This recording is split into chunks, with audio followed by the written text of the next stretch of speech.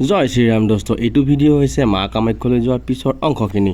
আমি মায়ঙৰ প্ৰাকৃতিক সৌন্দৰ্য উপভোগ কৰি গুৱাহাটী চহৰৰ নাৰেংগী পালোঁ আহি।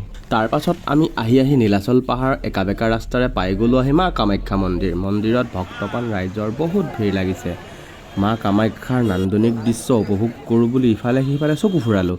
পিছে ইয়াত ব্যৱসায় বাণিজ্যৰ বাদে একো দেখা নাপালোঁ। মাক এবাৰ দৰ্শন কৰোঁ বুলি ভাবিলোঁ, কিন্তু পিছে কি হ'ব, পকেটত পইচা নহ'লে সকলো মিছা। পকেটত পইচা নোহোৱাৰ বাবে মা কামাখ্যা দৰ্শন নকৰাকৈ দুখ মনেৰে উভতি আহিলোঁ। তাৰ পাছত নীলাচলৰ ওপৰৰ পৰা গুৱাহাটী চহৰখনৰ দৃশ্য উপভোগ কৰিলোঁ।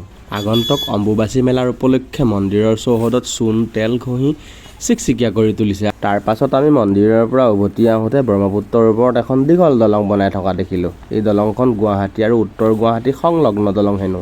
আজিলৈ ভিডিঅ'টো ইমানতে সামৰিছোঁ। কালিলৈ আকৌ লগ পাম আপোনালোকক মোৰ অন্য এটা ভিডিঅ'লৈ। আজিলৈ সকলোকে বাই বাই।